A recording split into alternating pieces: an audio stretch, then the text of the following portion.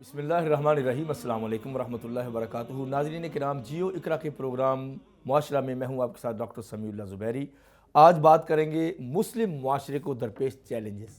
اسلامی معاشرے میں کون سے چیلنج ہیں جو کئی تو صدیوں سے چل رہے ہیں اور کئی جدید ٹیکنالوجی کے دور میں بھی کچھ چیلنجز آ چکے ہیں۔ پروگرام میں ہمارے ساتھ ہمیشہ ہوتے ہیں پروفیسر ڈاکٹر سہیل حسن صاحب۔ السلام علیکم ورحمۃ اللہ۔ وعلیکم السلام ورحمۃ اللہ۔ کیسے ہیں سر آپ؟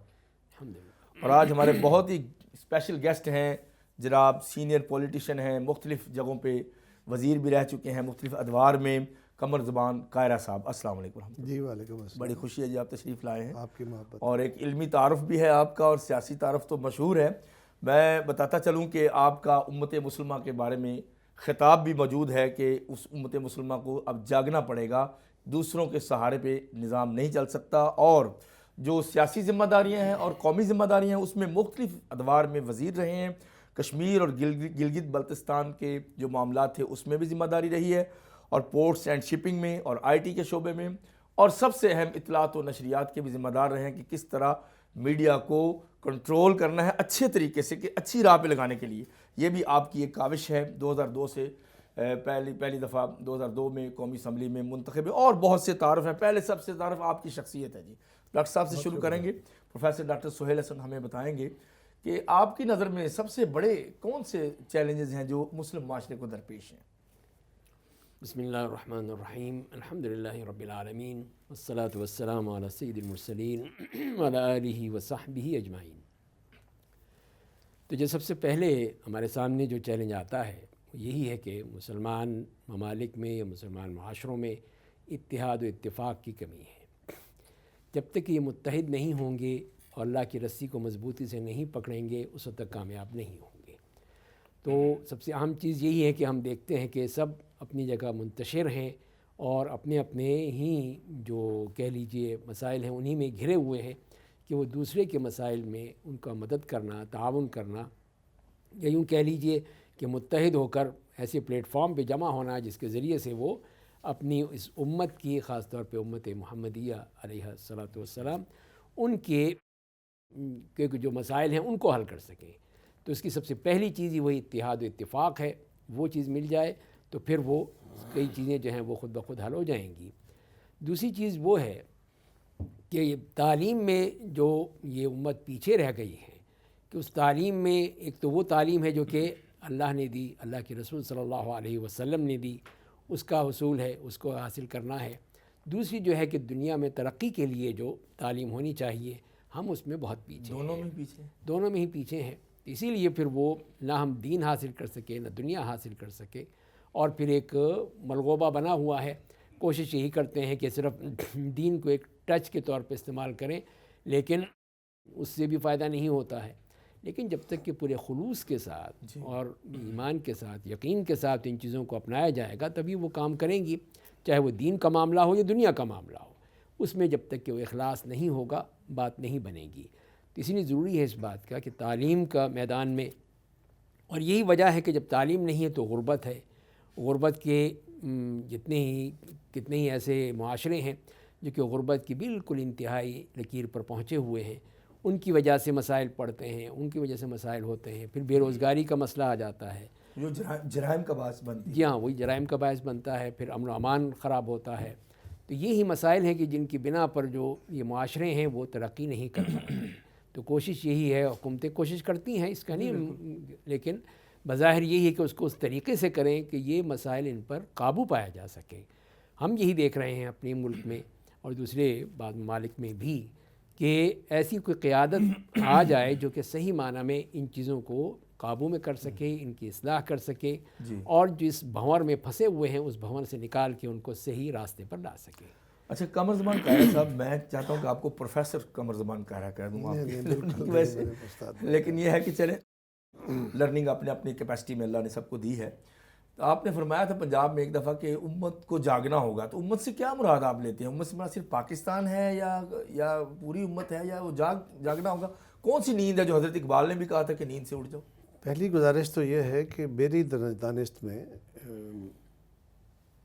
معاشرہ مذہب کی بنیاد پہ اس کی مذہبی تشخص نہیں ہوتا، اس کے اندر بسنے والے لوگوں کا تشخص ہوتا ہے۔ صحیح۔ اس کا کوئی مذہب نہیں ہوتا۔ یعنی آپ کہیں کہ یہ مسلم معاشرہ ہے اور یہ ہندو معاشرہ یہ نان مسلم ہے. نہیں، یہ ہندو ہے، یہ بدھ ہے، یہ فلاں معاشرہ، اس طرح نہیں ہے. اچھا. معاشرے کے اندر اکثریت جس مذہب کے ماننے والوں کی ہوگی، اس مذہب کی چھاپ اس کی ثقافت پہ، اس کے قوانین پہ، اس کی حکومت پہ موجود ہوگی. مسلمانوں کا جو فکری جو انحطاط ہے مسلم معاشروں کا، بیسیکلی وہ انحطاط اس لیے ہے کہ ہم، جس طرح ڈاکٹر صاحب نے فرمایا کہ ہم علم و فکر سے دور ہو گئے. بالکل بالکل. اور علم جو ہمارے آباء نے حاصل کیا یا ان سے ہم نے لیا، اس میں بھی ہمیں دیکھنے کی ضرورت ہے کہ کیا وہ علم دین کی وجہ سے آیا یا اس میں دیگر قوموں کا بھی رول ہے.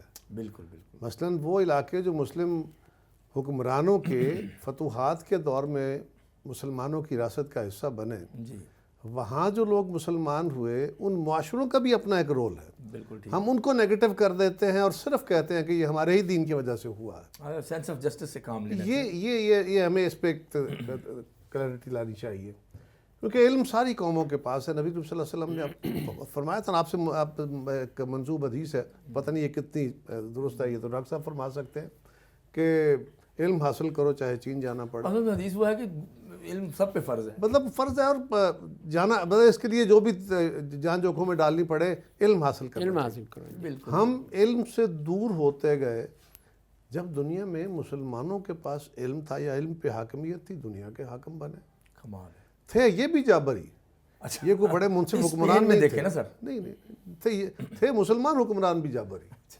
یہ کوئی جس تصور کا جو ہمیں ہدایت ملی ہے وہ تو شورائیت کا ہے. وہ تو ہم ان مسلمانوں کو اگر دیکھتے ہیں تو وہ بھی اتنے ہی ظالم اور اتنے ہی برے لوگ تھے یا اچھے برے تھے جتنے عیسائی تھے، جتنے باقی مذاہب کے ماننے والے تھے. تو بادشاہ سارے ایک ہی طرح کے ہوتے ہیں. سو ان کے اندر اللہ کا خوف والا بندہ کو شاید تھوڑا بہت آ گیا، عمر بن عبدالعزیز بھی لیکن جب تک وہ ایکسیپشنز ہیں، 2 سال کے. ایکسیپشنز میں نے کہا نا جی ہے.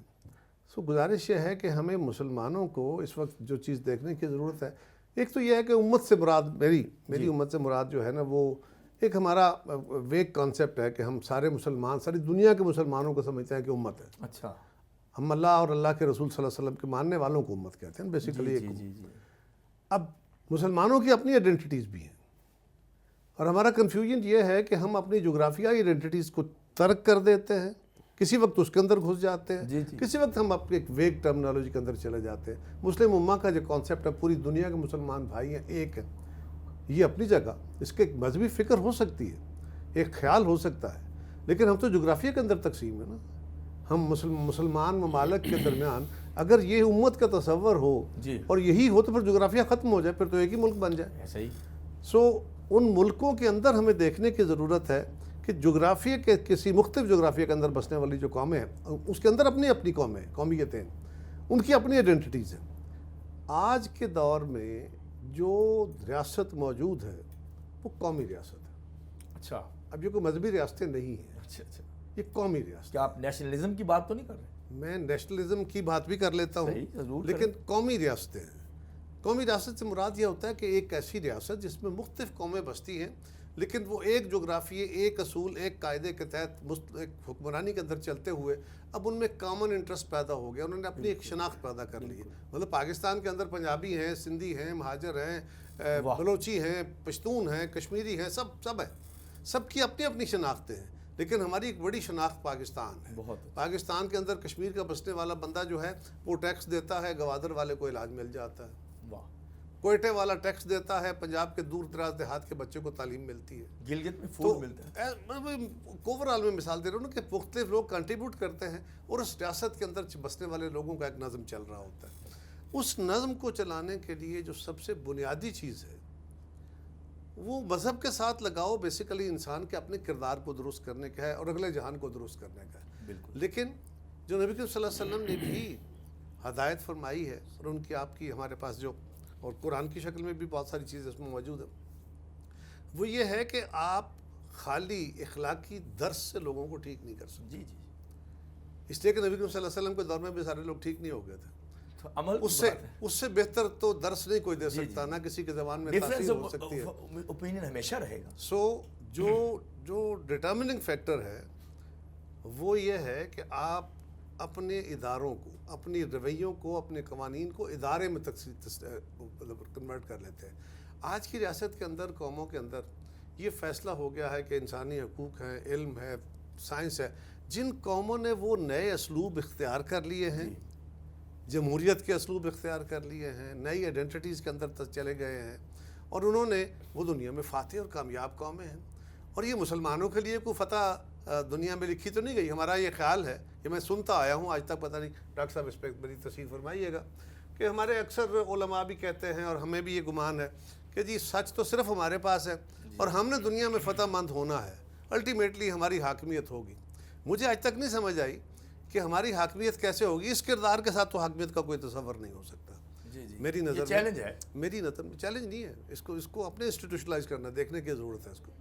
میری نظر میں مسلمان معاشرے کی تشکیل کا جو سب سے اعلیٰ نمونہ تھا یا ہے ساری دنیا میں، ایک مہذب معاشرے کا اور مسلم معاشرے کا، اگر کوئی تصور ہے تو وہ نبی کریم صلی اللہ علیہ وسلم کا آخری خطبہ ہے۔ بالکل ٹھیک، جی بالکل۔ وہ خطبہ آپ حج کرتے ہیں، ایک ہی حج فرمایا، اور اس حج کے موقع پہ اس خطبے کو جب میں پڑھتا ہوں ایک عامی کے طور پہ، تو میں دیکھتا ہوں کہ اس خطبے میں آخری خطبہ فرما رہے ہیں۔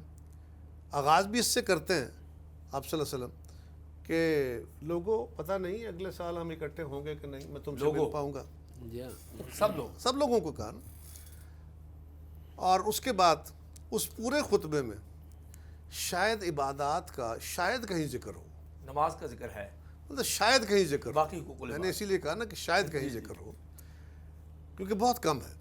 وہ تو یہ نماز قائم کرو۔ اب یہ نہیں ہے کہ باقی چیزوں کا ذکر کیوں نہیں ہے، اس لیے کہ قرآن نازل ہو چکا تھا، سب لوگ سنت نہیں قرآن نازل ہو چکا تھا، سنت قائم ہو چکی تھی، آپ صلی اللہ علیہ وسلم نے تدوین کرا دی تھی، اس کی ترتیب طے کرا دی تھی، تو اس کے بعد اس کی مزید ہدایت نہیں۔ اب ہوا کیا تھا، مدینہ کی کوئی ریاست نہیں تھی، مدینہ تو ایک بڑا سا گاؤں تھا، یسرف تھا پہلے، یسرف تھا، یہ بڑا سارا گاؤں تھا، یہ عمدہ پوائنٹ ہے، اور اس کے گرد و نواح میں کوئی 100 کلومیٹر کے اندر جو بسنے والے ٹرائب تھے وہ، باقی ابھی ریاست تشکیل پا رہی تھی۔ صحیح، اصل میں ہوا جس دن مکہ فتح ہوا، اللہ، عرب کا مرکز وہ تھا، واہ، جس دن مکہ فتح ہوا اس دن مسلمانوں کی ریاست کا وجود شروع ہوا، بہت عمدہ، اور آپ صلی اللہ علیہ وسلم نے اسی دن حج فرما کے اور اس دن خطبہ جو دیا تھا نا، وہ خطبہ بیسیکلی اب آگے ریاست تھی۔ بنیاد بن گیا، مثلا اگر آپ نے یہ فرمایا، پہلا آپ نے یہ فرمایا کہ آج کے بعد قتل و غارت بند کرو،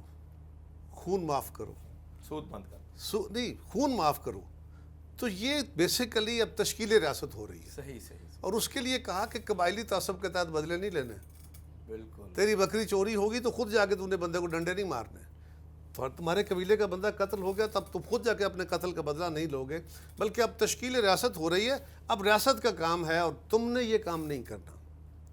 دوسرا، سود ختم، صحیح، سود کا تو پہلے حکم آ چکا تھا، اینڈ پہ حرام ہوا نا، پہلے قرآن میں حکم آ چکا تھا، اس دن کیوں فرمایا؟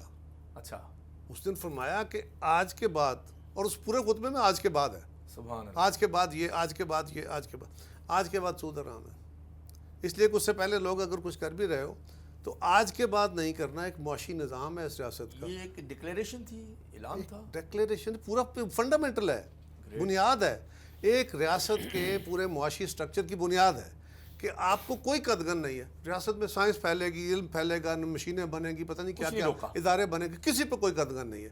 ایک فرمایا کہ سود کی بنیاد پہ معاشرہ تشکیل نہیں دینا، آپ کا کاروباری نظام سود پہ نہ ہو، صرف ایک چیز، اور وہ کیونکہ استحصال ہے، استحصال ہے، ایکسپلائٹیشن ہے۔ تیسرا جو سب سے اہم ہے، ان سب سے اہم ہے، وہ حکم ہے جو ہم عام سنتے ہیں، آپ صلی اللہ علیہ وسلم نے فرمایا کہ آج کے بعد کالے کو گورے اور عربی کو اجمی پہ کوئی فوقیت نہیں ہے، ماسوائے اس کے کردار، ماسوائے اس کے تقوی کے، اور تقوی صرف عبادات کا نام تو نہیں ہے، تقوی تو پورا ایک شخصیت ہے، کریکٹر ہے۔ اب سوال یہ ہے کہ ہم کیا کر رہے ہیں؟ آپ نے فرمایا آج کے کیا کن کو رہے ہیں؟ ان عرب کے بدوؤں کو جن میں تفخر کا عالم یہ ہے کہ آج تک باقی لوگوں کو اپنے برابر کا انسان نہیں مانتے، بڑا فرق ہوتا ہے، آج تک نہیں مانتے، سو ان کو کہا کہ آج کے بعد یہ جو تمہاری حسب نسب کی، یہ خون کی بنیاد پہ، یہ نسل کی بنیاد پہ جو تمہاری آئیڈینٹیٹیز ہیں کہ میں بڑا ہوں اور یہ کمتر ہے، میں برتر ہوں، اعلیٰ ہوں، یہ ختم. یہ ہے تشکیل معاشرہ، کہ اب ایک ایسا معاشرہ تشکیل ہونا ہے جس میں تمہاری یہ شناخت ہے کہ میں سید ہوں، میں گجر ہوں، میں چودھری ہوں، میں فلاں ہوں، میں فلاں ٹرائب سے ہوں، یہ ختم. آج کے بعد علم و فضل اور کردار تمہاری شناخت ہوگا. کمال ہے. اس کی بنیاد پہ نئی آئیڈینٹی آنی ہے. اگر آپ ویسٹ کو دیکھتے ہیں، آج کامیاب دنیا جس کو ہم فالو کرنا چاہتے ہیں اور ہم سمجھتے ہیں کہ شاید ہمارے کردار کی وجہ سے اور ہماری اخلاقی کمتری کی وجہ سے ہم پیچھے رہ گئے، ایسا نہیں ہے. ان کے اخلاق ہم سے برے تھے، لیکن انہوں نے کام کر لیا. انہوں نے وہ اصول جو یہ آپ صلی اللہ علیہ وسلم کے آخری خطبے میں بیان ہوئے تھے، آج سارے وہاں موجود پڑھا ہوگا اس کو، سوائے سود کے باقی سارا کچھ وہاں موجود ہے. اور وہاں کیا ہے؟ ان کا ارنڈ ہے، لرنڈ بھی ہے اور ارنڈ بھی ہے. انہوں نے سینکڑوں سالوں کی جدوجہد کے بعد علم، فکر، سائنس، انہوں نے اس کی بنیاد پہ اپنے معاشرے تشکیل دیا. اور آج وہاں کیا ہے؟ اس معاشرے کے اندر وہی بڑے بڑے، وہاں بھی بڑے بڑے قبیلے تھے نا، بڑے نام و نمود والے تھے، اور وہاں وہ ختم ہو گئے. آج کوئی رائل نہیں ہے، چودھری نہیں ادھر اس معاشرے میں، نہ کوئی چودھری ہے، نہ کوئی بڑا ہے، نہ کوئی چھوٹا ہے. وہاں علم والا ہے، دولت اس کی شناخت ہے، لیکن دولت کی بنیاد پہ قانون تمیز نہیں کرتا. ہمارے ہاں وہ بھی کرتا ہے. جی بالکل صحیح. سو ان بہت سارے کمپلیکس ایشوز میں ہمیں یہ دیکھنے کی ضرورت ہے. ایک چیز طے کر لیں، ایک چیز طے کر لیں، اپنے فکری اس جو خلط ہے نا ہمارا، اس کو دور کرنے کی ضرورت ہے. ہم نے ایک فقہ پہ بنیاد پہ معاشرہ تشکیل دینا ہے، حکومت بنانی ہے، یا ہم نے جمہوری حکومت بنانی ہے؟ بالکل ٹھیک ہے. جمہوری حکومت، I'm sorry to cut you، جمہوری حکومت بنیادی طور پہ علماء کی اور دینی حکومت نہیں ہوتی. اس میں مختلف ادیان کے ماننے والے لوگوں کی حکومت. تھیالوجی اس میں، یہ تھیالوجی کی نہیں ضرورت، وہ اس سے ہٹ کے ہوتا ہے. اچھا تھیالوجی تو مذہبی راستے ہوتی ہے نا. سوال یہ ہے کہ آپ ابھی تک ہم کنفیوزڈ ہیں. ہمارے علماء کہہ رہے ہیں کہ ہم نے قرآن و سنت پہ نافذ، اس کی تفصیل آپ کے پاس اپنی ہے، میرے پاس اپنی ہے، اہل تشیعوں کے پاس اپنی ہے، سنیوں کے پاس اپنی ہے. سو جب آپ اس کی بنیاد پہ تشکیل معاشرہ کرنا چاہیں گے تو آپ فقہ کے اندر آ جائیں گے. اور یہ باتیں ہمارے کچھ آباء نے ہمیں کہی تھیں، ہم نے سنی نہیں. مولانا ابوالکلام آزاد نے پاکستان بنتے وقت جب بنا تھا تو انہوں نے یہی کہا تھا کہ آج جس بنیاد پہ تقسیم کرنے جا رہے ہو، کل کیا ہوگا؟ کل فقہی لڑائیاں ہوں گی. ہو گئی نا، ہوئی ہیں ہمارے سامنے، لسانی بھی ہوئی، یہ بھی آپ سب ہوا. یہ بنیادی قضیہ یہ ہے کہ ہمیں دنیا میں ایک اقوام کے بننے کا جو طریقہ کار ہے اس پہ کھڑے ہونے کی ضرورت ہے. اخلاقی درس ہمارا بہت اعلیٰ ہے، اس کی بنیاد پہ لوگوں کی تشکیل. اور اس کے لیے بھی میں بہت لمبی بات کر گیا، معذرت چاہتا ہوں، لیکن ایک چیز بڑی ضروری ہے. لوگ کہتے ہیں کہ جی میں اللہ سے ڈرتا ہوں، جی میں اللہ مجھے معاف کرے، میں نے آج تک اللہ سے ڈرنے والا بندہ نہیں دیکھا. کیوں سر؟ مجھے نہیں ملا. اس لیے کہ میرا تو یقین ہے، آپ کا بھی ہے، کہ اللہ خالق و مالک کائنات ہے، وہ ہر چیز کا علیم و خبیر ہے. اب وہ یہاں بیٹھے ہوئے میرا خبر رکھتا ہے، سڑک پہ کھڑے ہوئے میری خبر رکھتا ہے. یہاں بیٹھ کے تو میں گناہ کر لیتا ہوں کمرے میں بند ہو کے، یہ تو دوستوں کے ساتھ چار المیہ ہے نا. نہیں، انسانی المیہ نہیں ہے، انسانی المیہ نہیں ہے. یہ سوچنے کی ضرورت ہے. فطرت ایسی نہیں ہے. میں بتانے لگا ہوں کیا ہے. اگر مجھے اللہ کا ڈر ہو تو میں یہاں بھی وہ کام نہ کروں، کیونکہ اللہ یہاں دیکھ رہا ہے. جو کام میں یہاں شراب پی لیتا ہوں، جوا کھیل لیتا ہوں، اور اخلاقی جرائم، کوئی قانونی جرائم کر لیتا ہوں، یہاں کر لیتا ہوں، 1-2-4 دوستوں کے ساتھ بیٹھ کے کر لیتا ہوں. وہی کام میں چوک میں کھڑا ہو کے نہیں کرتا. اگر میری کمزوری ہے تو پھر وہاں پہ کھڑا ہو کے بھی کر لوں نا. اس لیے کہ وہاں خلق خدا دیکھ رہی ہے. تو خلق کا ڈر اللہ کے ڈر سے بڑا ڈر ہے، خالق سے زیادہ ہو گیا. ڈر ہے بھائی، ہے ایسا ہی ہے. آج دنیا میں جو معاشرے تشکیل پائے ہیں وہ پبلک اوپینین پر خدا کا ڈر ہے، خلق کا ڈر ہے. آپ ہمیں بالکل اس فکر کی ہم سمجھ رہے ہیں کہ ہم قرآن سے دور ہو گئے ہیں، ہم نمازیں نہیں پڑھ رہے ہیں، اور ہم اخلاقی طور پہ گر گئے ہیں. دنیا کی قوم ہے ڈاکٹر صاحب، دولت آئی ہے بے پناہ، پچھلے 50 60 70 سال میں بے پناہ دولت بنی ہے. بے شمار بیماریاں ختم ہو گئی ہیں، بے شمار دنیا میں لوازمات آ گئے ہیں. لیکن جن قوموں کے پاس اللہ کا فضل ہوا، انہوں نے محنت کر کے دولت کمائی، ان کے اخلاق بھی بہتر ہوئے ہیں. ہماری بدقسمتی یہ ہے کہ ہمارے پاس دولت آئی ہے، ہم اخلاقی طور پہ تباہ ہو کے بیٹھ گئے. دولت بھی اتنی زیادہ نہیں آئی، جتنی بھی آئی ہے ہم تباہ، ہمارا اخلاق گرتے چلا گیا، دونوں طرف سے گر گئے. ناظرین بہت مقدمہ سٹرانگ ہو گیا کافی. ایک چھوٹی سی بریک لیتے ہیں. بریک کے بعد پروفیسر ڈاکٹر سہیل حسن سے کچھ وجوہات بھی پوچھیں گے کہ آخر اس کا ذمہ دار کون ہے ہمارے ساتھ. ویلکم بیک ناظرین، جیو اقرا کے پروگرام معاشرہ میں گفتگو ہو رہی ہے معاشرتی برائیوں پہ، چیلنجز پہ، اور وہ قاہرہ صاحب نے تو بڑے صاف الفاظ میں کہہ دیا کہ یہ پھر آپ خود ہی اس کے ذمہ دار ہیں. لیکن پروفیسر ڈاکٹر سہیل حسن، آپ کی سیرت النبی پہ گہری نظر ہے، حدیث پہ، تو ذمہ دار تو بہت سے لوگ ہیں، ہم سب بھی ہیں، وجوہات بھی کوئی ہیں. کیا حکومت کی بھی کوئی ذمہ داری بنتی ہے ان چیلنجز کی، یا ہم سب ہی پرسنل گناہ گار ہیں؟ نہیں، سب کی ذمہ داری ہے، اس میں ہماری ریاست بھی کیسے، ہے. جب انہوں نے مثال دیا کہ ادھر ریاستوں نے اپنے آپ کو ٹھیک کر لیا، تو پاکستان کی ریاست جو ہے ان کی بھی کوئی ذمہ داری ہے کہ نہیں؟ وہی میں عرض کر رہا ہوں کہ دونوں ہی ہیں. ایک تو عوام بھی کہ وہ بھی قبول کریں جو ان کو بتایا جا رہا ہے، جی. اور ریاست کی بھی ذمہ داری ہے کہ وہ قانون کی حکمرانی ہو، عدل و انصاف ہو، مساوات ہو، تعلیم ہو، لوگوں کو احساس ہو، احساس ذمہ داری ہو. بنیادی ضرورتیں ہوں. یہ بنیادی چیزیں ہیں جو کہ اگر ہوں گی تبھی اصلاح ہوگی. اگر یہ نہیں ہے، جیسے ابھی قاہرہ صاحب نے بہت اچھی بات کہی کہ جب اللہ کا خوف ہی نہیں ہے، کہتے ہیں کہ اللہ لوگوں کا خوف ہے، لوگوں کا خوف ہے. قرآن تو یہی کہنا تخشون الناس اللہ واللہ احق ان تخشاہ، کہ یہ تمہیں لوگوں کا خوف ہے، بہتر تو یہ ہے کہ تم اللہ کا خوف تمہارے دل میں ہونا چاہیے. تو اسی لیے حذیفہ بن الیمان رضی اللہ تعالیٰ عنہ نے بڑی خوبصورت بات کہی ہے کہ جب کہ امانت دیانت کی بات کر رہے ہیں، جی کہ امانت و دیانت جو ہے وہ اٹھ جائے گی، ختم ہو جائے گی. جی تو کہنے کہ پہلے تو مجھے یہ ہوتا تھا کہ اللہ کے خوف کی بات نہیں کی انہوں نے کہا کہ میں اگر کسی سے کوئی لین دین کرتا تھا تو مجھے اس بات کا پورا احساس ہوتا تھا کہ اگر کوئی مسلمان ہے تو وہ پھر اپنے دل میں خوف رکھے گا اور وہ جو بھی اخلاق ہیں اس کے مطابق کرے گا. صحیح. غیر مسلم ہوگا تو اس کے جو بھی ذمہ داران ہیں ان کا خوف ہوگا اس میں. تو اس لیے پھر مجھے کوئی ڈر نہیں ہوتا تھا، میں جس سے چاہے لین دین کر لیتا تھا. اور اب جب کہ وہ امانت اور دیانت اٹھ گئی ہے، ختم ہو گئی ہے، تو اب مجھے جب بتایا جاتا ہے کہ فلاں قبیلے کا فلاں شخص یا فلاں جو ہے وہ اس قابل ہے کہ اس سے تم خرید سکتے ہو، لین دین کر سکتے ہو، تو میں اس کے پاس جاتا ہوں. بہت یعنی ریئر ہو گیا یہ. جی ہاں، تو وہ اس وقت کی بات کر رہے ہیں کہ اتنی نادر چیز ہو جائے تو پھر کہاں سے ہم لیں گے. تو یہی وہ چیز ہے کہ جو کہ واضح رہنی چاہیے کہ جب معاشرے میں یہ چیزیں جو ہیں وہ ختم ہو گئیں. اب سب سے بڑی بات تو یہ کہ جیسے ہمارے قانون کی ہے کہ جب ہمیں قانون کا ڈر نہیں ہے کہ ہم جو چاہے کر لیں، جہاں قانون ہوگا، پولیس کھڑی ہوگی، فوج کھڑی ہوگی، یہ فلاں ہوگا، تب تو ہم ٹھیک بندے بن جائیں گے. قانون بھی تو بالادستی ضروری ہے نا. جب یہاں پہ ہم کرتے ہیں، لیکن جب اسی جگہ بھی جاتے ہیں، اسی ملکوں میں جہاں پہ قانون کی حکمرانی ہے، وہاں تو ہم بندے بن جاتے ہیں. لیکن اپنے ملک میں نہیں، اپنے ملک میں وہی کرنا ہے جو ہماری مرضی ہے. تو لا قانونیت جب قانون بن جائے گی تو وہی معاشرہ بگڑ جائے گا. اس کی پھر کیسے اصلاح کریں گے؟ بالکل. قاہر صاحب، آپ کے ڈسپلن اور فیلڈ جس میں آپ کو بہت ایکسپرٹیز ہے پولیٹکس، اس میں ایک سوال ہم کرنا چاہتے ہیں آپ سے کہ سیاسی پارٹیوں کی بھی اس میں کوئی ذمہ داری ہے کہ نہیں؟ کہ لوگ تو ان کو فالو کرتے ہیں لاکھوں کی تعداد میں.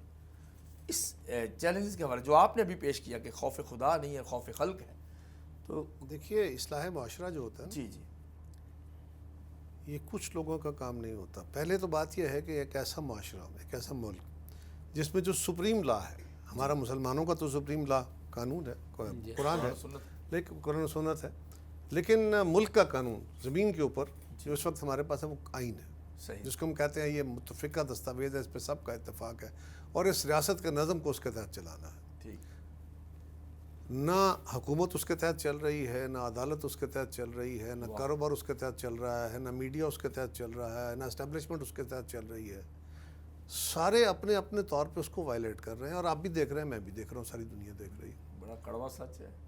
جب آپ اپنے سپریم لا کو، جس پہ آپ اتفاق رائے کہتے ہیں، اس پہ کام نہیں، آپ قانون عمل نہیں کرتے، تو عام قانون کی کیا حیثیت ہے؟ جی ہاں. پھر عام قانون کو توڑنے کا آسان طریقہ آ جائے گا. طاقتور ہے، قمر زمان طاقتور ہے، حکومت میں ہے، میں نے ہے، وزیر ہے، میں اور میرا بیٹا یا میرے عزیز ہم ٹریفک کا قانون توڑ لیتے ہیں، ہم لوگوں کے ساتھ زیادتیاں کر لیتے ہیں، لوگ دیکھ رہے ہوتے ہیں اور ہمیں ایکسیپشن مل جاتی ہے. تو پھر طاقت کا ایک قانون بن جاتا ہے کہ جو کوئی اوپر چلتے چلے جائیں گے، جتنا کوئی طاقتور ہوگا اتنا قانون توڑے گا. اب اگر وہ قانون توڑے گا تو نیچے بھی وہی چیز ٹریڈیشن جائے گی. ہمارے معاشرے کا انحطاط یہ ہے. یہ اصل اب ہمارا توقع کیا ہے؟ ہم سمجھتے ہیں کہ جو طاقتور لوگ ہیں جی یہ خود ہی ٹھیک ہو جائیں گے. اسٹیبلشمنٹ جو ہے نا جی بالکل آئین کے تحت آ جائے گی. سیاستدان جو ہیں یہ اچانک اچھے ہو جائیں گے اور بیوروکریسی بھی ٹھیک ہو جائے گی. اساتذہ کا بھی کوئی کام ہے کہ نہیں؟ بالکل ہے. اخلاقی درس دینا، اخلاقی ٹریننگ کرنا علماء کا کام ہے، دین کے لوگوں کا کام ہے، مذہب کا کام ہے۔ اسی لیے تھا وہ۔ آج کیا ہم جس اس حال میں بیٹھے ہوئے لوگ، کیا ہم تسلی سے کہہ سکتے ہیں کہ ہمارے مذہبی لوگ جو کچھ کہہ رہے ہیں اس کی تمثیل ہیں بھی کہ نہیں؟ اب بھی ہیں کہ نہیں؟ خود ہیں کہ نہیں؟ سو جب تک ہمارے دوست خود نہیں بن کے کچھ دکھاتے۔ اب دوسرا، یہ جو طاقت کے قانون، طاقت کے غلط استعمال سے اپنے ایک روایت کھڑی کر لی، اور ہمارے جو یورپ میں اور امریکہ میں اور باہر کی مہذب دنیا میں بیٹھے ہمارے بہن بھائی ہیں نا، ان کا خیال ہے کہ جی فوری طور پہ یہ کیوں ٹھیک نہیں ہو جاتا۔ جی جی، اس ملک میں کتنا عرصہ سیاست رہی، اور آج کل کون سی سیاست ہے؟ کتنا اختیار ہے سیاستدانوں کے پاس؟ بہت ہے۔ آپ کے پاس بڑا اختیار ہے، میڈیا کے پاس بہت اختیار ہے بھائی۔ میڈیا میں ہے۔ آپ آج جس کا چاہو شکل بگاڑ دو، جس کا چاہو شکل بنا دو، کہ چور کو نیک کر دو اور نیک کو چور کر دو، ایسا ہو جاتا ہے۔ اسی طرح اسٹیبلشمنٹ کا ایک رول ہے۔ عدلیہ جو کوئی تماشا لگائے بیٹھی ہے، وہ بھی وہ دیکھ رہے ہیں کہ تو وہ کیا ہو رہا ہے۔ تو سب سے پہلے ہمیں دیکھنے کی ضرورت ہے کہ کیا یہ جج صاحبان ہوں، یہ سیاستدان ہوں، یہ جماعتوں کا آپ نے سوال کیا، ہماری اپنی امپائرز بنی ہوئی ہیں۔ مجھے کیا فکر ہے بھائی، جب میرے حلقے کے لوگ مجھے ووٹ دے دیں گے اور میری جماعت کی حکومت آ جائے گی اور میں وزیر بن جاؤں گا، آج نہیں کل پھر آ جاؤں گا، تو میں کیوں اپنے آپ کو جان جوکھوں میں ڈالوں؟ ہاں، جس دن مجھے یہ فکر ہوا، میں نے اگر غلطی کی مجھے پولیس والے چھوڑ دیں گے، میرا اپنی شکل دے کے چھوڑ دیں گے، کچھ رعایت مجھ سے بڑوں والوں کو اور زیادہ ہو جائے گی، نہیں تو میں پیسے دے لوں گا، نہیں تو میں سفارش کرا لوں فلاں فلاں فلاں۔ لیکن جس دن مجھے یہ ڈر ہوا کہ میرے حلقے کے لوگوں نے مجھے میرا کردار اور اہلیت دیکھ کے ووٹ دینے ہیں، جس طرح مہذب دنیا میں ہے، اگر ہم نے جمہوری نظام کا درجہ، تو پھر وہ طریقہ ہے کہ لوگوں کی ایک ذمہ داری ہے کہ اپنے نمائندے ٹھیک چنو۔ یہ پہلا سٹیپ۔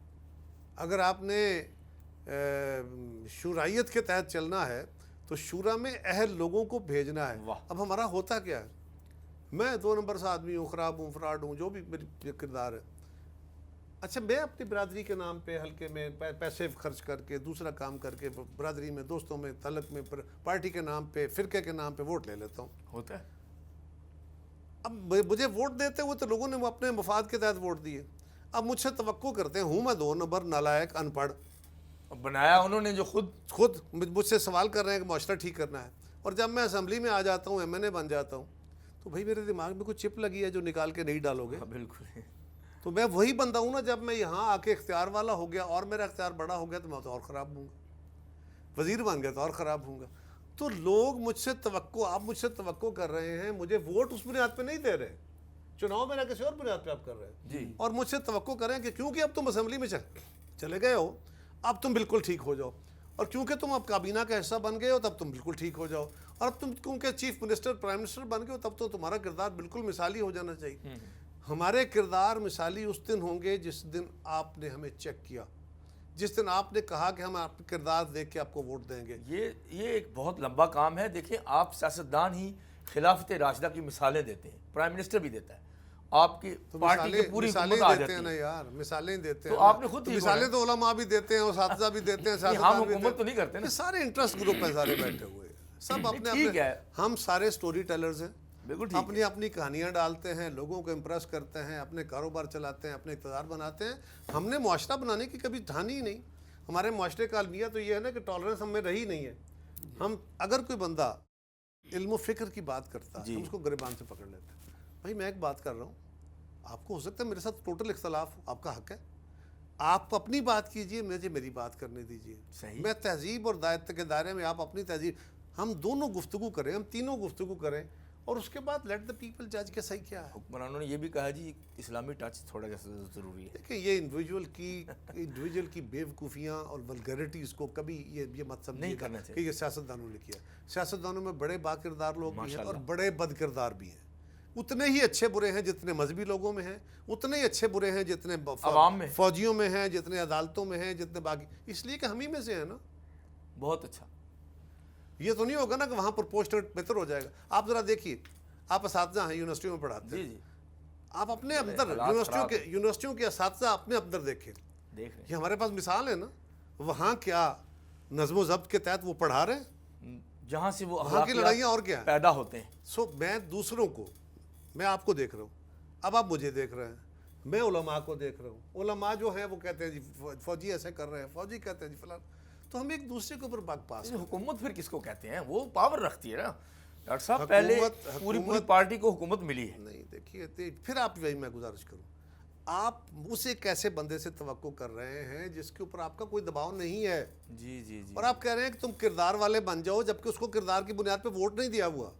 آپ کہہ رہے ہیں کہ تم بہترین فیصلے کرو، حالانکہ اس کو اہلیت کی بنیاد پہ ووٹ نہیں ملا ہوا۔ تو یہ دو طرفہ چلنا ہے۔ صحیح۔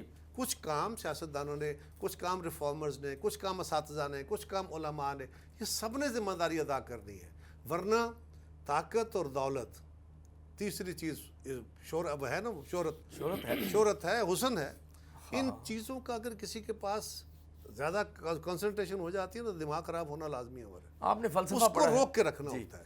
آپ نے یاد رکھیے گا، جی، جتنا کسی جگہ پہ طاقت کنسنٹریٹ ہوگی اتنی ابیوز ہونے کے امکان بڑھ جائیں گے۔ اس کو قابو رکھنے کے لیے خلق کے خدا کا دباؤ ہے، پبلک اوپینین ہے، صرف قانون نہیں ہے، صرف آئین نہیں ہے۔ یہ جو ہمارا خیال ہے نا، آئین بن گیا، قانون بن گیا، الیکشن ہو گیا، اسمبلی بن گئی، سپریم کورٹ، اب اچانک اب سب ٹھیک ہو جائے اوور نائٹ۔ او بھائی، جن معاشروں کی ہم تمثیل دیتے ہیں ان کو 300-400 سال لگے، 500 سال لگے، اور لڑ کے مرے ہیں وہ آپس میں، اور تب جا کے آستہ وہاں پہنچے۔ اب ہمارا المیہ یہ ہے، انہوں نے تو یہ خود سیکھا ہے، وہ کر کے سے گزر کے پہنچے، ہم نقل بھی کرنے کی پوزیشن میں نہیں، اور وہ بھی جلد بازی میں ہم، اور صرف اس گمان میں بیٹھے ہیں کہ کیونکہ اللہ ہمارا، قرآن ہمارا، رسول ہمارا، اور بس سب ٹھیک ہو جائے۔ یہاں چھوٹی سی بریک لیتے ہیں، بریک کے بعد گفتگو جاری رہے گی ہمارے ساتھ۔ ویلکم بیک ناظرین، جیو اقرا کے پروگرام معاشرہ میں گفتگو ہو رہی ہے مسلم معاشرے کو درپیش چیلنجز۔ پروفیسر ڈاکٹر سہیل حسن صاحب، اسلام جو ہے امن کا داعی ہے، آپ مسلمان کہتے ہیں کہ امن کا علم بردار ہے، تو وہ کس طرح ہے، کس طرح امن کو وہ محقق کر سکتا ہے؟ وہ اسی کو دیکھنا ہوگا نا کہ سیرت النبی صلی اللہ علیہ وسلم نے جب آپ مدینہ تشریف لائے جی، تو وہاں پہ کئی لوگ تھے، یہودی بھی تھے، غیر مسلم بھی تھے، مشرکین تھے، اور مسلمان بھی تھے، اور بھی لوگ ہوں گے اس قسم کے، تو ان سب کو ایک جمع کیا اور آپ نے وہ میثاق مدینہ کا تصور دیا کہ سب کو جمع کر کے ان کو ایک جھنڈے تلے جمع کر لیا، جو بھی اختلاف ہوگا وہ رسول اللہ اس کو حل کریں گے، اور ایک حکومت، جیسے کہ قاہرہ صاحب نے بیان کیا، تو ایک حکومت بن گئی تھی، ایک لوگ آ گئے تھے، سب جمع ہو گئے اور سب نے مان لیا کہ جو رسول اللہ کہیں گے اسی پہ ہم چلیں گے۔ تو یہاں پہ یہودیوں نے بھی سائن کر دیے، اور جو دوسرے قبائل تھے انہوں نے بھی سائن کر دیے، مسلمان بھی اس پہ تیار ہو گئے، بہترین معاشرہ بن گیا۔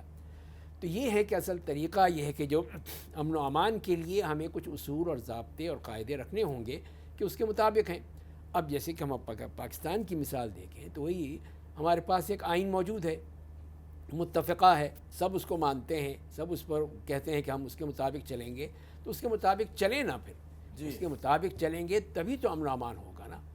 اور دوسری بات یہ ہے کہ اس قسم کی جو دہشت گردی ہے، ایک تو وہ لوگ ہیں جو بیرونی طاقتوں کے سہارے آتے ہیں، ایک وہ ہیں جو کہ ہمارے اندر سے موجود ہیں، تو ان کے لیے جو قرآن کریم نے جو ہمیں طریقہ بتا دیا ہے کہ وَإِن طَائِفَتَانِ مِنَ الْمُؤْمِنِينَ اقْتَتَلُوا فَأَصْلِحُوا بَيْنَهُمَا، وہ ایک طریقہ ہے کہ دو گروہ لڑ رہے ہیں تو ایک تیسری طاقت آئے جو ان کو دونوں کو بٹھائے میز پہ، اور پھر ان سے گئے بات کریں یہاں پر، اور اس وقت تک اٹھیں گے نہیں جب تک کہ کوئی نہ کوئی حل نہ نکال لیں۔ تو لہذا پھر یہ ہیں جو طریقے ہمیں قرآن کریم نے بتائے ہیں، جو ہمارا اس کے بعد ہمارا آئین آ جاتا ہے، آئین جو بتا رہا ہے ان کے ساتھ مل کر چلیں گے تبھی تو سوسائٹی جو ہے وہ سنبھل سکے گی اور ہم یہ اپنے مسائل حل کر سکیں گے۔ اگر یہ نہیں ہوگا تو مسائل اسی طرح کھڑے رہیں گے۔ تو وہیں پہ یہ ہوتا ہے کہ ہم جب کہتے ہیں کہ اس ملک کا آئین ہے، دستور ہے، تو پھر چلتے کیوں نہیں اس کے اوپر؟ ہم نے تو یہ دیکھا کہ قانون کی بالادستی سے پھر بھی معاشرے ٹھیک ہو جاتے ہیں۔ بالکل، یعنی اگر قانون کو نافذ ہی کر دیا جائے، لیکن غربت بہت ہے نا پاکستان میں، ہر جگہ غربت کی قانون بات کو چلے گا ہی نہیں۔ کیوں نہیں ہے؟ اب جیسے کہ دیکھ لیجئے کہ اب جیسے ٹریفک قانون ہے، جی، اب یہ قانون بنے ہوئے ہیں، قوانین موجود جا رہے ہیں، ہیں، لیکن اس کو باقاعدہ نافذ کرنے کی ضرورت ہوتی ہے۔ قانون بن جائیں، جو پارلیمنٹ ہے وہ قانون پہ قانون سازی کرتی رہے، لیکن اس پہ عمل نہ ہو، فیور نہ دے، پھر اس پہ نافذ نہ کیا جائے، تو پھر کیا فائدہ اس کا؟ اچھا قاہرہ صاحب آپ بتا دیں، پھر قانون جب آپ کہتے ہیں یورپ میں قانون نافذ ہے تو وہاں سکون بھی تو ہے نا معاشرے میں، وہ کیا معاشرہ؟ لیکن انہیں کسی نے باہر سے آ کے قانون نافذ نہیں کر کے دیا، ان کو کسی نے قانون بنا کے وہ ہیں کون جن کو آپ کہہ رہے ہیں آپ ہماری تو نفی کر رہے ہیں وہ یورپ کہ نہ یہ حکومت کے لیے ذمہ دار ہے، نہ اساتذہ، نہ تو وہ کون لوگ ہیں؟ وہ معاشرے ہیں. میں معاشرے قومیں ہیں. وہ قوم، ہم بھی قوم ہیں، وہ بھی قومیں ہیں، ایسے نہیں ہے کہ ہم قوم نہیں ہیں. ہاں لیکن مسئلہ کیا ہے، کسی آپ کے آئیڈینٹی قوم کے طور پہ ہونا یہ صرف سند تو نہیں ہے نا کہ آپ سارے ٹھیک ہو گئے. نہیں بالکل نہیں. سوال یہ ہے کہ پہلے تو ہمیں، میں نے عرض کیا نا پہلے بھی، طے کریں جی کہ ہم نے اس ریاست کو چلانا کیسے ہے. پہلے یہ نہیں طے ہوا. ابھی تک طے نہیں ہے، میری نظر میں طے نہیں ہے. اس لیے کہ ہمارے بہت سارے مذہبی جماعتیں اور علماء جو ہیں وہ آج بھی یہ سمجھتے ہیں جس طرح طالبان نے بزور طاقت اور بندوق اپنا نظم حکومت قائم کر رکھا ہے، اسی طرح کا نظم یہاں بھی قائم ہونا چاہیے، اور طاقت کے زور پہ عالمی طاقتوں کو فتح ہو سکتی ہے، ان سے یہاں بھی ہونی چاہیے. اسی لیے کوشش کر رہے ہیں. اور دوسرا، اب مسئلہ یہ ہے کہ ہمیں احساس یہاں تو ہو، کم از کم خود نہیں سیکھ سکتے تو لوگوں سے ہی سیکھ لیں. میں آپ سے ہی سیکھ لوں، خود میرا کردار درست ہے. پھر اقوام سے بھی وہی نا جی، اقوام عالم سے سیکھنے کا کیا سبق طریقہ کار ہے. پہلا کام یہ ہے کہ ہمیں اپنے یہ اعتراف کرنا پڑے گا کہ اللہ نے قوموں کو اصول و قواعد دے دیے ہیں، وہ کسی ایک خاص مذہب کے ماننے والوں کے لیے نہیں ہے. اس کے اوپر جو قوم چلے گی وہ دنیا میں فتح مند ہوگی. وہ کرسچینٹی بھی ہو سکتی ہے، وہ جوز بھی ہو سکتے ہیں، وہ ہندو بھی ہو سکتے ہیں، وہ مسلمان بھی ہو سکتے ہیں. وہ اپنے اپنے دور میں ہوئے بھی ہیں. وہ آپ کا خیال ہے، میرا تھوڑا سا مختلف ہے. چلے بہرحال ہوئے ہیں، اس میں کوئی شک نہیں ہے کہ بڑا طویل عرصے تک مسلمانوں کی حکومت رہی، عیسائیوں کی حکومت رہی، ہندوؤں کی حکومتیں رہی. لیکن سوال یہ ہے کہ آج اس وقت جو دنیا کی مہذب ریاستیں جو ہیں، جن کو ہم گنتے ہیں مہذب ریاستیں، پتہ نہیں وہ کتنی مہذب ہیں، لیکن وہاں پہ عام آدمی کا بہرحال ایک خاص خیال ہے، طریقہ کار ہے، اس کو ایک عزت نفس اس کی محفوظ ہے، اس کو زندگی کے بنیادی لوازم مل رہے ہیں. تو پہلا کام تو یہ ہے کہ ہم یہ سمجھیں کہ ہم واقعی دنیا سے پیچھے ہیں. ہمیں زوم ہے، ہمیں ہر وقت یہ کہا جاتا ہے ہم بڑی ذہین قوم ہے. جی کہا جاتا ہے بڑا ٹیلنٹ ہے. تو کیا ٹیلنٹ ہے آپ میں؟ آپ نے کوئی سائنس پیدا کی ہے؟ یہ بھی مسئلہ ہے. کوئی ایجاد کر لی ہے؟ دنیا کے ساتھ ان سے سیکھ کے، ان کی سائنس لے کے، ان سے مشینیں لے کے آپ اپنے ان سے بندوقیں لے کے لڑ رہے ہو. ہاں تو کہتے ہو بڑے ذہین ہیں، بڑے دلیر ہیں. کیا دلیری دکھائی ہے دنیا میں؟ کیا باقی قومیں نہیں لڑیں؟ بہت کیا دلیری ہے؟ پاکستانیوں نے کیا دلیری دکھائی؟ کون سی جنگیں جیت لی ہم نے؟ کیوں ہم ان وہموں میں ہیں؟ ان وہموں سے باہر نکلنا ہوگا. ہاں ہم بہت کامیاب قوم بن سکتے ہیں، بڑے دلیر ہو سکتے ہیں، جب تک ہم علم کے اوپر حاکم نہیں ہوں گے، جی دنیا کا وہ اسلوب اختیار نہیں کریں گے، کوئی بہتری کا راستہ نہیں تو ہے. آپ البیرونی اور ابن سینا کو نہیں مانتے؟ وہ مسلم سائنٹسٹ تھے اور اس طرح فارابی وغیرہ، تو وہ کیا تھی؟ میں نے کب کہا یورپ نہیں نے تھے؟ مانا. میں نے کب کہا نہیں تھے؟ یورپ کی جو رینیسان تھی اس میں سب سے بڑا رول دو مسلم بہت سارے مسلم مفکروں کا تھا، وغیرہ بہت سارے مسلم مفکر، ابن حشم کی تھا، ابن رشد تھے، ابن خلدون تھے. کس کا ذکر کریں؟ بہت. بلکہ ہم نے تو پتہ نہیں کیا کیا سلوک کیا لوگوں کے ساتھ، لیکن یہ بڑی لمبی تاریخ ہو جاتی ہے نا. دنیا کی تاریخ میں جو یورپ کے اندر رینیساں ہوئی، جس میں چرچ اور اسٹیٹ الگ ہوئی اور علم اور چرچ کا جو حاکمیت ہے وہ ختم کی گئی، وہ پہلا کام جو تھا وہ ابن رشد نے کیا تھا. وہ کس طرح؟ بنیادی طور پہ یہ ابن رشد کی فلسفی تھی کہ جو آپ کہہ رہے ہو کہ مذہب کے مطابق حکومت قائم کرنی ہے، مذہب کا فگر اور ہے. یہ اس نے کہا مذہب، ہاں یس یہ ابن رشد کی اگلی ایج ہے وہ تو. ہاں تو اس کے بعد ہی ساری رینیساں ہیں نا. رشدی سوسائٹیاں یورپ کے اندر 200 سال تک وہ مدارس سے پڑھاتے رہے. یہ نام ہے رشدی سوسائٹیاں؟ یس، ابن رشد کی فلسفی پڑھائی جاتی تھی. ابن رشد اچھے کام بھی تھے، ان سے غلطیاں بھی ہوئی. اسی طرح ابن خلدون نے تاریخ کا مقدمہ ایک ایسا لکھا جس نے پوری دنیا کے دھارے بدل دیے. لیکن یہ دونوں اسپانوی تھے. ہاں یہ تو ہے، وہ تیونس کے تھے. یہ ہمیں دیکھنے کی ضرورت ہے کہ کچھ آپ کی قومی شناختیں بھی ہیں، آپ کی دینی شناختیں بھی ہیں. ہم کسی قوم، کسی مذہب کو چھوٹا یا بڑا نہیں کر رہے. ویسے بھی ہمارا دین جو ہے، میرا دین عیسائیت سے مختلف تو نہیں ہے نا، سے مختلف نہیں ہے نا. یہ تو اسلام کی کنٹینیوشن ہے. جی میں آخر میں بیٹھا ہوں، بدقسمتی یہ ہے کہ میں مثال ذرا بری بنا بیٹھا ہوں. میں آخری نبی کا ماننے والا ہوں. مجھ پہ میرے مسلمانوں پہ اس وقت نبی کریم صلی اللہ علیہ وسلم کے ماننے والوں پہ آ کے اللہ کی ہدایت کے راستے بند ہو گئے. اب کہا فائنل آ گئی، لیکن جن کے پاس فائنل پہنچی ہے وہ اس سے دور ہو گئے. ہمیں بنیادی طور پہ اپنے اس گناہ کو قبول کرنا ہوگا کہ ہم اپنے اسلاف کے رستے سے ہٹے ہیں. یہ ہم میں علمی کمی ہے. ہمیں علم کا رستہ اختیار کرنا ہوگا, عقل و منطق کی بنیاد پہ آگے بڑھنا ہوگا. صرف جذباتی نعرے لگا کے ہم دنیا میں لوگوں کے لیے عذاب تو پیدا کر سکتے ہیں, ہم لوگوں کی زندگی خراب تو کر سکتے ہیں, اپنی زندگی میں بہتر. اچھا ایک ڈائریکٹ کوشچن ہے, وہ ہماری ایجادات کو انہوں نے ہائی جیک کیا, نیم چینج کیے, آپ کو پتہ ہے نیم چینج کیے. کیوں آپ یہ سوچتے ہیں کہ انہوں نے چوری کی؟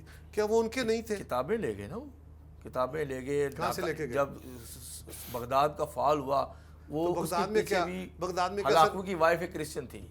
دیکھیں میرے بھائی, ہلاکو خان یا جس وقت چنگیزوں نے آ کے, چنگیز کے منگولوں نے حملے کیے تھے نا, انہوں نے درسگاہیں جلا دی تھی, انہوں نے لائبریریاں بھی جلا دی تھی.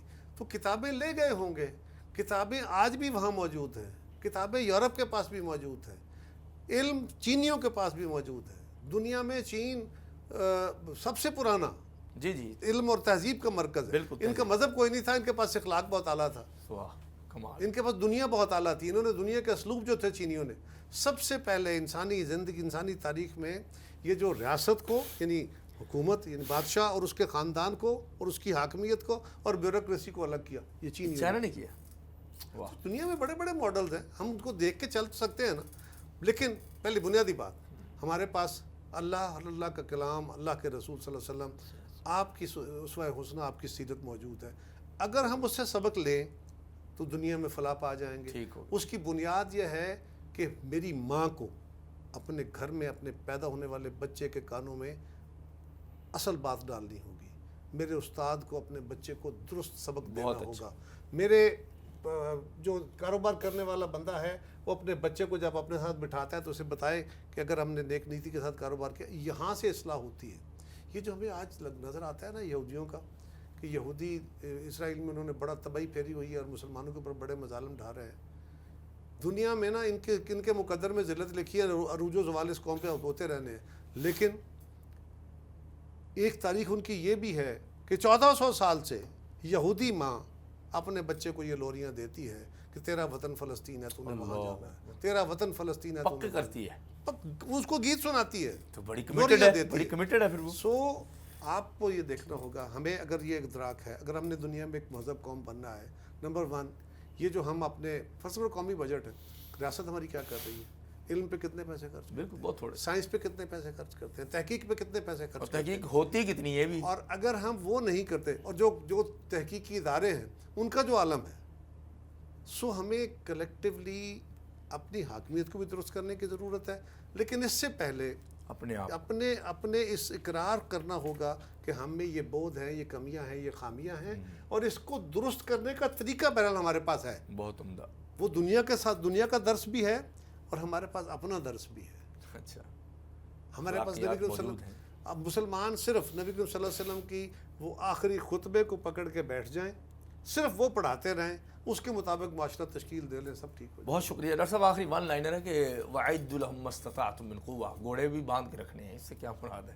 امت کی شان اس میں ہے, گھوڑے باندھنے سے کیا مراد ہے؟ وہ تو یہی ہے نا کہ دفاع جو ہے, اصل جو قرآن نے کہا ہے, چیز کی تیاری کرنے کو کہا ہے, جنگ کرنے کو تو نہیں کہا. تیاری کرتے رہنا ہے, تیاری کرتے رہو. اور یہ فرمایا کہ ترہبون بہ عدو اللہ وعدوکم, اس کے ذریعے سے تم اللہ کے دشمن کو اور اپنے دشمن کو خوف زدہ کرو گے. یہ نہیں کہ صرف مارنے کا ذکر, ہاں یہ نہیں کہا گیا. تو پہلے اس مرحلے میں کہ ہمارے پاس اتنی طاقت ہونی چاہیے. جب طاقت ہے, ہمارے پاس وہ چیز موجود ہے, تو یہی فرمایا کیا ہے کہ اس وقت وہ گھوڑوں کا کہا تھا, قوت کا کہا تھا, ٹینک موجود ہے. ہاں اب وہ ٹینک ہیں, میزائل ہیں, تو وہ چیزیں ہمارے پاس ہونی چاہیے. فوجیوں کی بھی کوئی ویلیو ہوتی ہے. دیکھیے ڈاکٹر صاحب بات کر رہے ہیں, یہ جو آپ نے فرمایا نا, اپنے گھوڑوں کو باندھ کر رکھنا, یا اپنے گھوڑوں کو تیار رکھنا, یا تو اپنے زرہ بختر لے کر رکھو اور تلواریں رکھو اور نیزے رکھو. یہ ہے, اگر آپ کے پاس اپنا دفاع ہے تو عزت بچاؤ گے, اپنے نام و نمود بچاؤ گے, اپنے کاروبار مال میں ویشی بچاؤ گے, اپنے آپ کو انڈیویجولی اور کلیکٹیولی, تب عزت کے ساتھ دنیا میں شان سے جی سکو گے. اگر یہ سارا کچھ, اور یہ سارا کچھ کہاں سے آئے گا؟ یہ علم سے آئے گا. علم سے دور ہو گئے وہ, جن کے پاس علم ہے وہ آج دنیا ٹیکنالوجی ایڈوانس ہو جاتی ہے. سمپل بھائی, آج دنیا پہ جو حاکمیت ہے وہ علم کی ہے. آج امریکہ اور چائنا اور جاپان اور دنیا میں یہ جو یورپ ہے, یہ کوئی صرف یہ قومیں حاکم نہیں ہے, ان کے پاس علم ہے جس کے, وہی یہی بربرس تھے. یہ بالکل یہ دنیا میں بالکل وحشی تھے. آج ان کے پاس علم کی حاکمیت ہے. بہت خوبصورت گفتگو اور بے لاگ تبصرہ قمر زمان قاہرہ صاحب کا، جن سے بار بار ہم نے کہا کہ ہماری بھی کوئی تعریف کر دیں. انہوں نے کہا نہیں بھائی میں تو سچ ہی بولوں گا. تو یہ ہمیں چاہیے کہ ایک بہت ہی ہیوی ایک انالیسس ہے، لیکن انہوں نے کہا کہ بھائی یہ اوور نائٹ کوئی تبدیلی نہیں آ سکتی. ان کی شیئرنگ ہے، ان کا جو ہے ایکسپیرینس ہے اور ان کی اسٹڈی ہے. سب ذمہ دار ہیں، کوئی ایک جماعت کوئی ایک گروہ ذمہ دار نہیں ہے. پروفیسر ڈاکٹر سہیل حسن نے معاشرے میں درپیش چیلنجز کو قرآن و سنت کی روشنی میں بتایا، وے آؤٹ بھی دیا. کہ قاہرہ صاحب سے بھی اتفاق کیا کہ بھائی وہ ان بیسکس پہ واپس آ جاؤ، نبوی معاشرہ تھا جو، تو انشاءاللہ اس میں خیر ہو سکتی ہے. باقی جو ہے نا اس کی کوئی گارنٹی نہیں کسی چیز کی. اگلے پروگرام تک کے لیے اپنے ہوسٹ ڈاکٹر سمیع اللہ زبیری کو اجازت دیجیے. اللہ حافظ.